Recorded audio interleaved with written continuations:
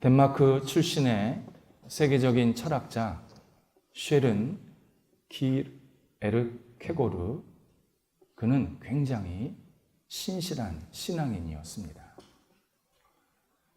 그도 한때 굉장히 방황하는 젊은 시절을 갖게 됩니다. 무기력했고 우울증에 빠졌고 내가 왜 살아야 하지? 스스로 자책하면서 그렇게 철학자의 우물한 시기를 보냈습니다. 하나님께서 그를 만나 주십니다. 그리고 그가 하나님을 만난 이후에 영적인 세계가 있다 깨달았습니다. 그리고 영적인 시각으로 삶을, 사람, 세상을 해석하고 이해하고 분석하기 시작했습니다. 그러면서 나는 하나님을 잘 섬기는 목회자가 되어야 한다라는 결심을 하게 됩니다. 그리고 목회자 준비를 하던 시절이었습니다. 그가 하나님을 만난 이후에 몇 편의 글을 썼는데 그 글들이 유럽 사회를 뒤집은 겁니다. 굉장히 똑똑한 친구고 명석한 철학자인 줄 알았는데 내용을 보니까 오늘 본문에 나오는 것처럼 미친 사람처럼 그렇게 글을 써놓은 겁니다. 이에 당대의 유명한 사상가들이 그와 대화를 좀 하자, 토론을 하자 제안을 했고 그는 흔쾌히 받아들여서 그 토론을 준비하고 또 자기가 쓴 글에 대해서 몇 가지 편지를 받게 되는데 그 편지에 답글을 쓰기 시작합니다. 지금이야 컴퓨터로 작성을 해서 금세 답글을 쓸 수 있지만 그때는 다 손으로 일일이 다 썼기 때문에 시간이 많이 걸린 겁니다. 결국 목회자가 못 됐습니다. 이 일 하느라고. 확실히 사람은 내 마음대로 인생이 풀리지가 않습니다. 잘 되는 것 같다가도 한번 뒤집어지기도 하고 아무것도 안 보였는데 갑자기 햇빛이 쫙 펼치기도 하고. 그래서 우리 인간은 하나님이 인도하시는 대로 가는 것, 이게 가장 하나님이 기뻐하시는 일입니다. 하나님께서 인도하시는 대로 가면 절대 잘못되지 않습니다. 이 철학자가 만약 목회자로 인생을 끝냈다 그러면 덴마크에 있는 한 시골 마을에서 목회하고 끝났습니다. 그런데 사상가로서 마지막까지 글을 썼고 사람들을 가르쳤기 때문에 당시 유럽 사회뿐만 아니라 미국까지 엄청난 영향력을 미치게 됩니다. 이 사람이 하나님을 만난 이후에 글을 쓴 내용 가운데 하나가 유명한 글이 공포와 전율입니다. 키에르케고르가 이 책에서 아브라함 이야기를 꺼냅니다. 당대 유명한 철학자가 말한 아브라함 이야기를 들어보시겠습니다. 아브라함은 75세 때 하나님을 만납니다. 그리고 하나님께서는 그에게 너는 복의 기초가 될 것이고 내 후손은 강성해지고 풍성해지고 번성해질 것이다. 약속을 해주십니다. 그리고 25년이 흘렀습니다. 100세 때 아들을 하나 주십니다. 아브라함은 잊어버릴만 했는데 하나님은 잊어버리지 않으시고 아들을 주셨습니다. 그리고 그 아들을 놓고 아브라함에게 아브라함아, 이 아들이 내 후손을 강성하게 만드는 출발점이란다. 제 약속을 해주십니다. 그렇게 이야기가 정리가 됐으면 해피엔딩입니다. 그런데 창세기 22장에 가면 하나님께서 그 100세 준 아들을 나한테 번제 제물로 바치라 말씀하십니다. 아브라함은 어리둥절합니다.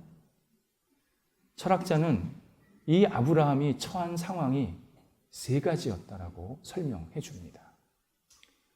첫 번째는 역설적 상황입니다. 하늘의 별과 같이 바다의 모래같이 이렇게 많은 자손이 번성하게 될 것이다. 약속을 해주셨는데, 그렇다면 이 아들을 통해서 수많은 자손들이 나와야 되는 겁니다. 지금 자기에게는 이 아들 하나밖에 없는데 이 아들을 제물로 바치라. 그럼 누가 애를 낳습니까? 어떻게 자손이 번성을 합니까? 아브라함의 지식으로는, 상식으로는 도저히 용납이 안 되는 모순 가운데 모순의 상황에 빠졌다. 그렇게 설명을 합니다. 두 번째는 고난적 상황에 직면했다라고 설명합니다. 근데 그냥 고난이 아니라 비인격적 고난이라고 표현합니다. 돈 얼마 잃어버린 거든지, 내가 어떤 가지고 있던 물건들을 없앴다든지 이런 정도의 차원이 아니라 비인격적인 고난입니다. 모든 부모는 자식을 사랑합니다. 아브라함의 경우는 아들이 손주뻘이었습니다. 할아버지한테 애 맡기면 애 망친다며요. 아브라함이 이 아들을 그렇게 사랑했습니다. 눈에 넣어도 아프지가 않은 겁니다. 그런데 제물로 바치라는 겁니다. 옆집에 맡겨라. 아브라함아, 너 할 일 다 끝났으니까 이제 네가 내 제물 대라. 그랬으면 그나마 얼마든지 응답할 수 있었는데 100세에 낳은 아들을 바치라. 이런 비인격적인 말도 안 되는 고난을 아브라함은 지금 당하고 있었다. 그렇게 설명합니다. 세 번째는 여정적 상황에 빠졌다라고 말합니다. 하나님께서 아브라함에게 이 아들을 제물로 바치라 한 장소가 아브라함이 살고 있는 지역에서 3일하고도 반나절을 더 가야 할 장소였습니다. 바로 그 자리에서 제물로 바쳐라. 그래도 참 쉽지 않은데 3일하고 반나절을 가서 바치라 그러니까 결국 아브라함과 아들이 3일 반나절을 계속 동행해야 합니다. 같이 먹고 대화 나누고 같이 잡니다. 아브라함은 아들과 친밀한 시간, 사랑이 더 깊어지는 시간이 될 수밖에 없습니다. 어린 아들이 아버지 우리 어디 가요? 번제 제물은 어디 있어요? 두 눈을 동그랗게 뜨면서 아버지에게 물어봤을 때 아브라함은 다 준비되어 있단다. 답을 했습니다. 그런데 속으로는 그 제물이 너란다. 이렇게 말할 때마다 얼마나 가슴이 미어졌는지 괴로웠는지 모른다. 아브라함은 이 3일 반나절 동안에 내가 차라리 이 아들을 데리고 멀리 도망가자. 아무도 보지 않는, 하나님도 나를 찾을 수 없는 구석에 들어가서 살자. 마음 먹었다가 고쳐 먹었다가, 마음 먹었다가 고쳐 먹었다. 얼마나 반복했는지 모른다. 아브라함은 매일 밤에 이렇게 하나님께 울부짖으면서 기도했을 것이다. 하나님, 이 재물을 멸시하지 마소서. 이 재물을 받아주소서. 여기서 이 재물은 아브라함 자기 자신입니다. 이 재물은 하나님 보시기에 늙고 힘없고 쓸모없는 것은 분명합니다. 그런데 이 재물은 약속받은 재물입니다. 제가 드릴 수 있는 최선의 재물입니다. 이 재물을 받아주시고 아들은 아들의 인생을 살게 해주소서. 저를 거두어 주소서. 눈물로 매일 기도했다. 그렇게 설명을 합니다. 그런데 아브라함이 마지막까지 하나님을 포기하지를 않았습니다. 3중고, 아니 30중고, 이 3일이 30년, 300년의 오랜 기간처럼 느꼈을 텐데 그러한 시간을 다 보내면서도 마지막까지 하나님의 명령, 하나님의 말씀을 잘 지키게 됩니다. 그래서 아들을 제물로 드리는 순간을 맞게 됩니다. 어떻게 이런 일이 가능했을까? 어떻게 100세에 낳은 아들을 하나님께 드릴 수 있었을까? 믿음이었다. 아브라함은 하나님을 진짜 믿었다. 허투루 믿지 않았다. 하나님께 모든 것을 맡기면 하나님께서 모든 것을 인도하실 것이다. 확신했다. 인생은 믿음으로 살아야 진정한 승리를 얻게 된다. 인생은 지식이나 이성이 아니라 믿음을 가져야 진짜 제대로 된 인생을 살 수 있다. 키에르케고르가 이렇게 주장을 한 겁니다. 여태까지 그는 논리와 이성과 분석을 통해서 세상을 다 이해했습니다. 그런데 하나님을 만나고 나서 그런 것보다 믿음이 최고다. 믿음으로 살아야 된다.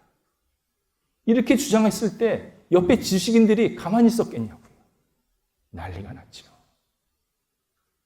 그런데 철학자가 굽히지를 않습니다. 아브라함은 제2인류의 대부이다.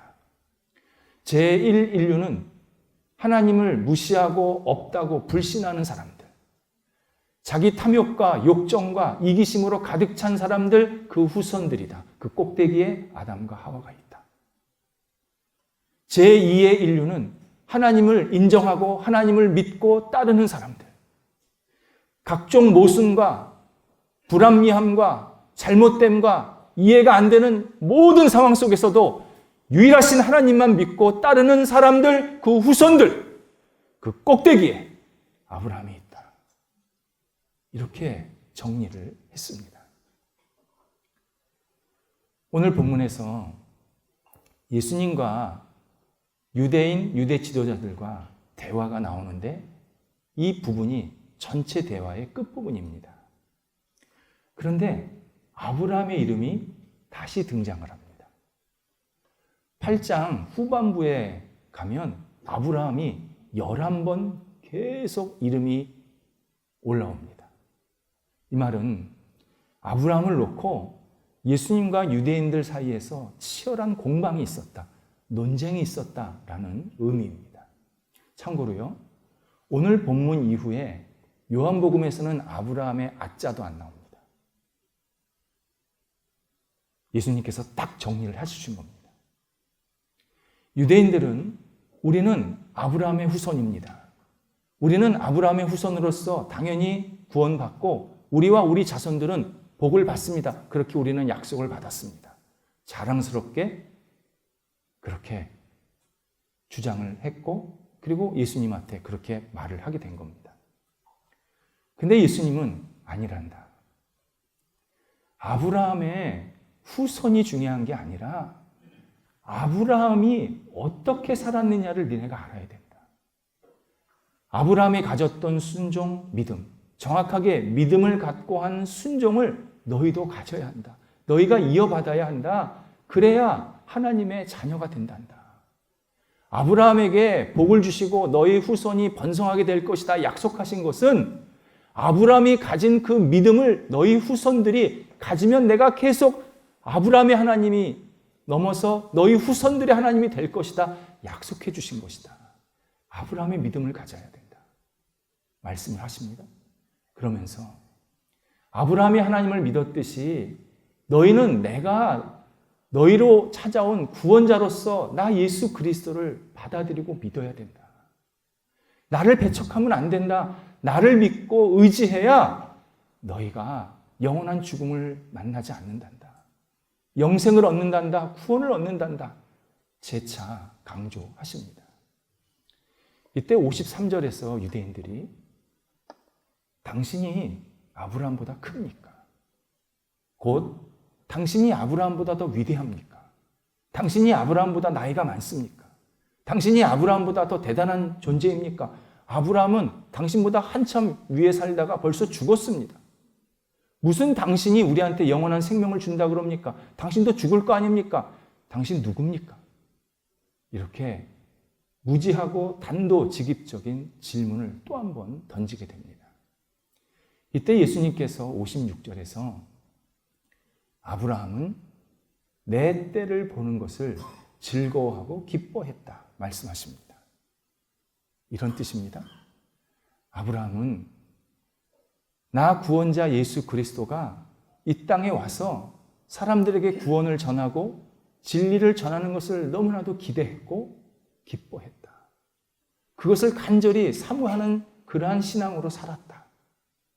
동시에 아브라함은 나 예수 그리스도 구원자를 이 땅에서 맞이하기 위해서 먼저 그가 예비했다. 준비했다. 그의 삶은 자신의 삶으로 끝난 게 아니라 구원자를 예비한 삶이었다. 그걸 기뻐했다. 기대했다. 이렇게 예수님께서 아브라함의 신앙의 유업을 이어받아야 함을 다시 한번 말씀해 주십니다. 그렇다면 아브라함이 어떻게 구원자를 예비했는지 우리가 조금 더 깊게 묵상할 필요가 있습니다. 먼저 아브라함은 하나님의 부르심이 있을 때 자신의 안일과 만족을 뒤로 하고 그 부르심에 적극적으로 응답을 하는 인생을 살았습니다. 아브라함이 움직이는 인생을 살았는데 크게 2번 움직임을 성경에서 확인하게 됩니다. 물론 한 군데에서 오래 머물지 않고 수십 번 움직였습니다. 근데 성경에서 딱 2군데, 2 장소만 구체적으로 이름이 나옵니다. 이유가 있습니다. 여기서 아브라함이 굉장히 안정적으로 살았다는 것을 설명하시기 위함입니다. 한 번이 갈대아 우르고 한 번이 하란입니다. 근데 이 2 지역에서 아브라함의 생활은 굉장히 평안한, 우리가 세상 말로 말하면 편안한 그러한 삶을 살았습니다. 창세기 12장 1절에서 너는 본토 친척 아버지의 집을 떠나서 내가 너에게 지시할 땅으로 가라 라는 하나님의 명령이 나옵니다. 아브라함에게 하신 명령입니다. 이때 본토가 고향이 아닙니다. 옥토입니다. 좋은 땅을 본토라고 표현합니다. 농작물을 심으면 열매가 풍성히 맺히는 땅. 양떼나 소를 풀어놓으면 풀을 잘 먹고 양이 살찌는 그런 목초지, 그걸 본토라고 표현합니다. 이스라엘 말로. 그러니까 아브라함이 이 2 지역에서 살았던 땅은 굉장히 넉넉한 땅, 풍성한 땅이었습니다. 이때 하나님께서 내게 지시할 땅, 지금 어디로 가라고 말씀도 안 하는 겁니다. 그냥 너 움직여. 일어나서 내가 너 앞으로 알려줄 테니까 움직여. 라고 말씀하셨을 때 아브라함이 기꺼이 일어나서 움직였다. 그렇게 성경은 우리에게 알려주십니다. 지금이야 땅을 놓고 떠나도 이 등기권이 있지 않습니까? 그래서 나중에 소유를 내가 주장하지 않습니까? 이 당시는 내가 살던 땅을 떠나면 끝입니다. 남이 와서 차지하면 그 사람 땅이 되는 거예요. 그러니까 떠나면 안 되는 거예요. 그러니까 죽기 살기로 그 땅 지키려고 하는 거예요. 그래서 싸우는 겁니다. 지금은 안 싸우잖아요. 떠나가도. 그때 당시에는 내가 땅을 움직이면 이 땅 누군가 차지하려고 한나절만 움직여도 누가 들어와서 사는 거예요. 그러니까 치열하게 공방이 일어났단 말이죠. 그런데 아브라함이 과감히 하나님의 부르심에 따라 움직였습니다. 바로 이것을 예수님께서 구원자를 예비하는 행동이라고 말씀하신 겁니다. 예수님께서 하늘 보좌를 놔두시고 이 땅에 내려오십니다. 이 땅 좋은 땅 아니었습니다. 죄로 가득한 땅, 혼란한 땅, 사람들의 탐욕으로 가득한 땅에 예수님께서 친히 내려오십니다. 내려오셨는데 왕이나 지도자로 그렇게 군림하신 게 아니라 모든 사람을 위해서 십자가에 죽으시려 종으로 이 땅에 내려오십니다. 예수님, 사람들의 칭찬과 박수 전혀 기대하지 않으셨습니다.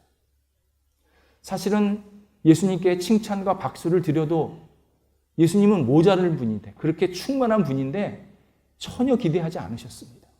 그리고 마지막까지 그냥 우리를 구원하시고 우리를 사랑하시는 그 행동을, 말씀을, 마음을 그대로 우리한테 전달해 주십니다. 최고의 높은 자리에서 최고의 낮은 자리, 그것도 죄로 가득한 인간의 자리로 내려와셔서 우리를 구원하시는 이 예수 그리스도의 움직임, 이것이 아브라함의 움직임이 먼저 예비가 되었던 겁니다. 우리도 생활하면서 사람들의 칭찬과 인정받는 것에 굉장히 갈급해할 때가 있습니다. 당연합니다.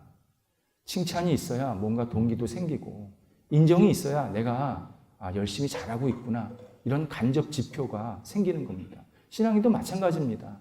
신앙인이 세상 속에 살면서 그리스도인으로서 인정과 칭찬을 받아야 내가 예수님을 잘 믿고 있는 거구나, 간접적인 지표가 있는 겁니다. 그런데 내가 인간적인 칭찬과 인정을 받는다고 후원을 받는 게 아닙니다. 이 부분에서 우리 분명히 정리하고 넘어가야 합니다.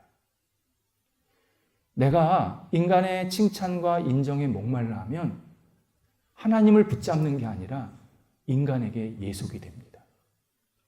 인간에게 보이는 행동을 합니다. 인간에게 칭찬받는 행동을 자꾸 하려고 합니다. 그런데 알맹이는 빠져 있습니다. 하나님께서 기뻐하시는 일이 아닌데 인간이 좋다 그러면 그 일을 하게 되는 겁니다. 그래서 우리의 신앙이 무너질 때가 참 많습니다. 그래서 예수님께서 이 순서를 오늘 잘 알려주십니다. 55절에서 내가 이 땅에 온 것은 내 뜻이 아니라 하나님의 뜻을 행하러 왔다 말씀을 하시고, 다시 54절에서 그래서 하나님은 나를 영화롭게 하신다, 나를 영광스럽게 만드셨다 말씀하십니다. 예수님의 말씀은 내가 하나님의 뜻을 이루려고 했더니 하나님께서 나를 기뻐하시면서 받아주시고 영화롭게 하셔서 세상의 구원자로 만드셨다, 이렇게 정리를 해주신 겁니다. 우리도 마찬가지입니다. 우리가 하나님이 기뻐하시는 일, 하나님께 영광이 되는 일을 먼저 찾으면 하나님께서 그 다음 일들은 하나씩 하나씩 해결해 주시면서 우리를 세상 속에서 진정으로 선한 영향력을 끼치는 사람으로 살게 만드십니다. 우리는 이 순서를 놓치지 말아야 합니다.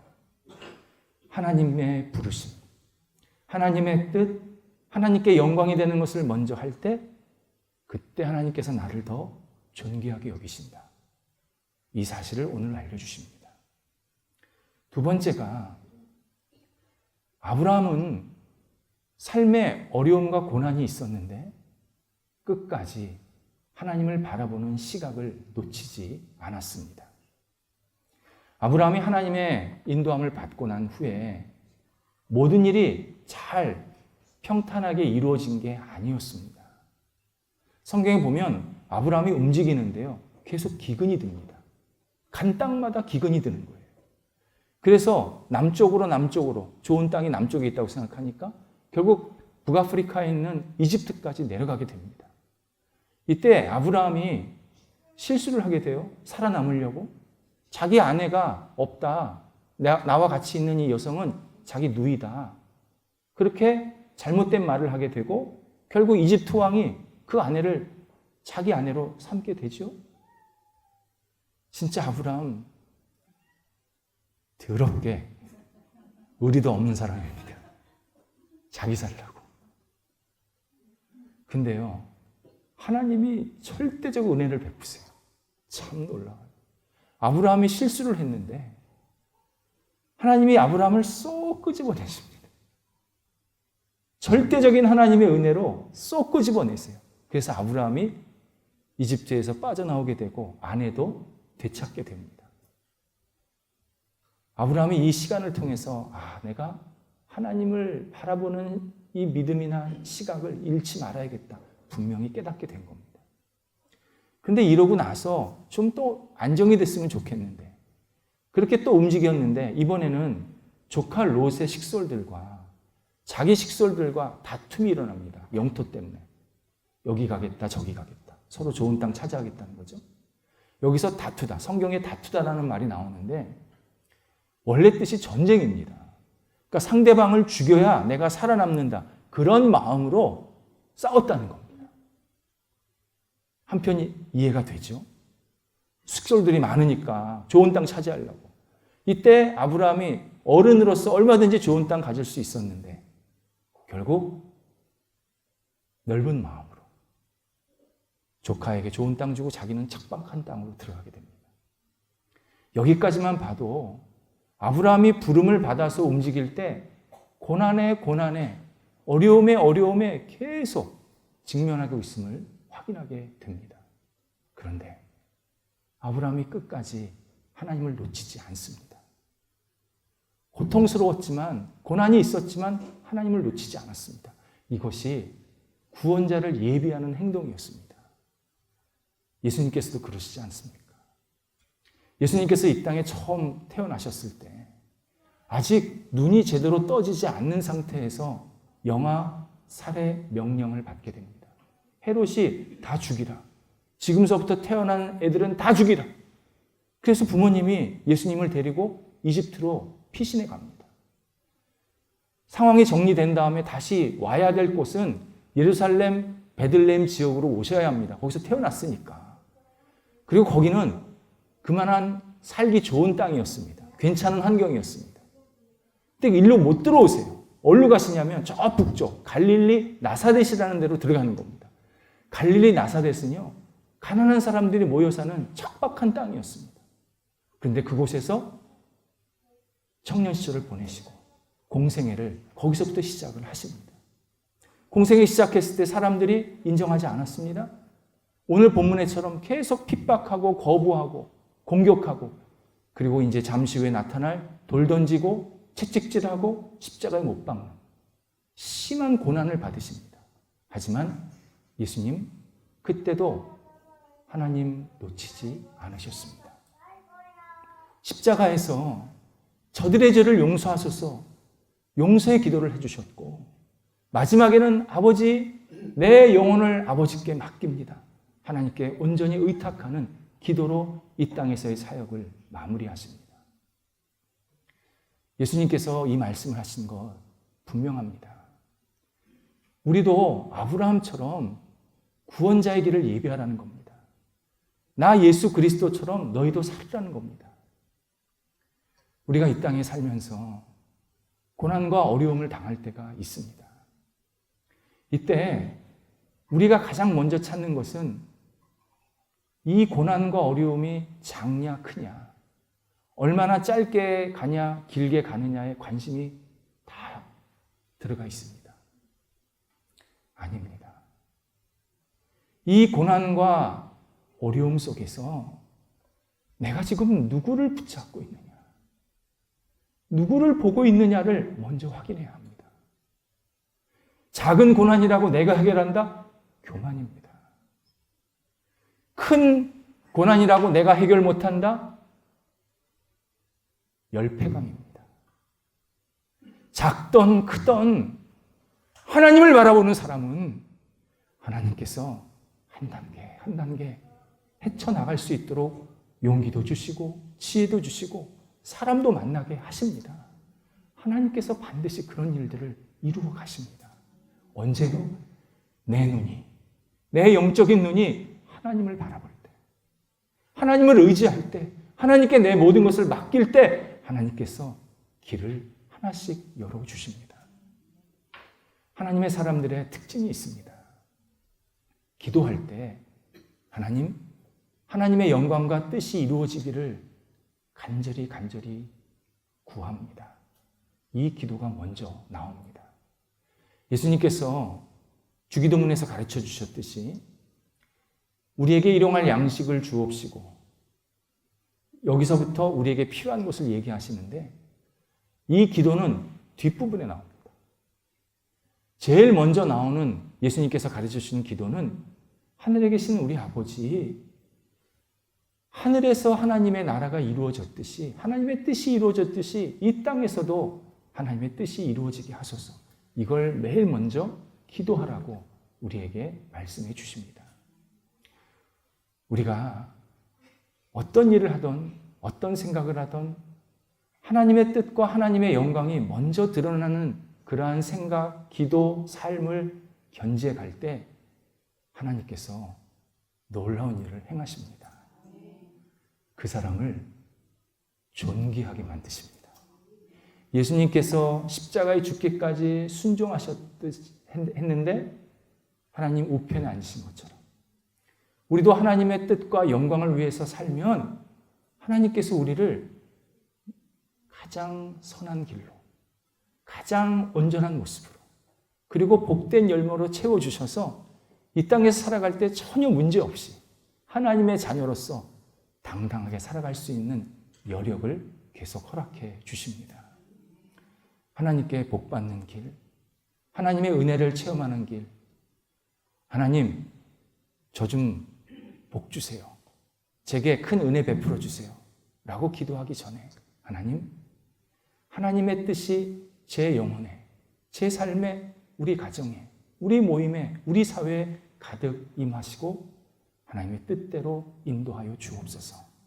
기도할 때 하나님께서 놀라운 일들을 계속 이루어 가십니다. 기도하겠습니다. 하나님, 아브라함의 믿음과 순종이 저희의 믿음과 순종이 되기를 간절히 간구합니다. 아브라함이 구원자가 이 땅에 오시는 것을 간절히 사모했듯이 저희도 구원자가 예수 그리스도께서, 하나님께서 저와 저희 가정과 모임과 이 세상에 온전히 주인 되시는 것을 기뻐하게 하여 주시옵소서. 하나님, 저희들과 함께 해주셔서 주님의 뜻에 합당한 길로 날마다 가게 하시고 하나님이 원하시는 방법대로 이 땅을 아름답게 살아가는 믿음의 역사가 저희 영혼과 삶에 온전히 나타날 수 있도록 인도하여 주옵소서. 예수님의 이름으로 기도드립니다. 아멘.